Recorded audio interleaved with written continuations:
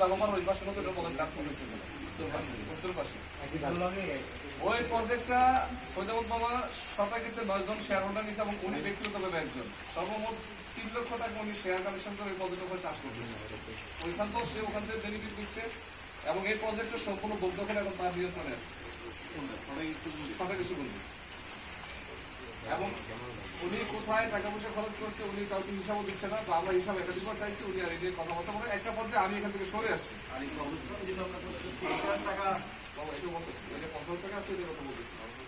তো এইটা বিষয়টা এখান থেকে আমরা তার কাছ থেকে কোনো সারশব্দ পাই নাই কোনো ভালো রেজাল্টও পাই নাই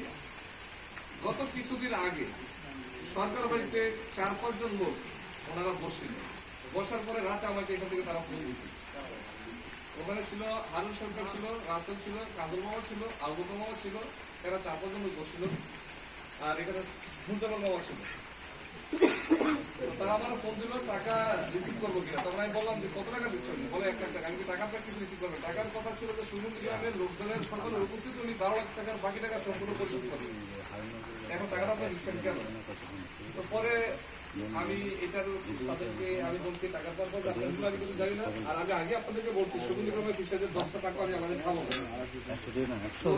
মাথা ব্যথা নাই তবে যদি এটা হয় গ্রামের টাকা গ্রামের মানুষকে সঠিকভাবে বন্টন করে দিতে হবে অথবা গ্রামের যেটিকরণ করতে হবে কিন্তু ব্যক্তিগতভাবে টাকা খাওয়ার পক্ষে আমি না তা আমার সাথে অনেকেই বলছেন যে টাকা আমরা গ্রাম থেকে টাকাতে খাইতে আসি নাই আমরা গ্রামের কাজ করতে আসি গ্রামের মানুষের সরকারি এই সরকার বাড়িতে শুনলাম যে টাকা নিয়ে গ্যাঞ্জাম মধ্যে টাকার দুটো পক্ষ হারুন সরকার বলতেছে টাকাটা আমার কাছে থাকবে আর আরেক পক্ষ বলতেছে যে হারুন সরকার টাকা খরচ করে ফেলবে এই টাকাটা থাকুক আমার কাছে তারা নিজেদের মধ্যে আপনজন দ্বন্দ্ব তারপর যারা মেজরিটি পার্সেন্ট সাপোর্ট করছে 5 জনের মধ্যেই মানে 3 জন সাপোর্ট করছে আমার সব কাছে টাকার জন্য তো বলছে যে হারুন সরকার অভাব কত টাকা খরচ করে ফেলছে এই জন্য টাকা তার নিশ্চিত নেই এর মধ্যে গত কিছুদিন আগে 1 লক্ষ টাকা সে নিয়ে গেছে নিয়ে যাওয়ার পরে আমরা যখন ওখানে বসলাম আমি বিশেষ করে আবু তোমার এটা বলছি যে মামা আপনার কাছে যে 1 লক্ষ টাকা আছে আপনি 1 লক্ষ টাকা দিয়ে যান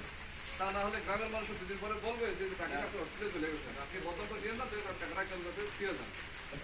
যেহেতু দিচ্ছে টাকা আপনি গ্রামের কাছে ফিরে যান উনি এই টাকাটা মানে একবার যখন এই কথা বলছি সবার মুখ চালাই গেছে ওনার টাকাটা দেওয়ার ব্যাপারে কোনো কথা বলে নাই ওখানে বসে সিদ্ধান্ত হলো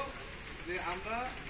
এই প্রজেক্ট সরকারি যে প্রজেক্ট আছে আমরা এককভাবে প্রজেক্ট আসলে আমরা সবাইকে টাকা পয়সা দিব না যেহেতু সৈতমদের প্রজেক্ট চাষ করে খাইতেছে এবং বসে প্রজেক্ট চাষ করতেছে সবাই কিন্তু বিভিন্ন প্রজেক্টের সাথে আছে আমরা এগুলো ওখানে তখন আমি তাদেরকে বলছিলাম যে আপনারা গ্রামের কোনো পারপাস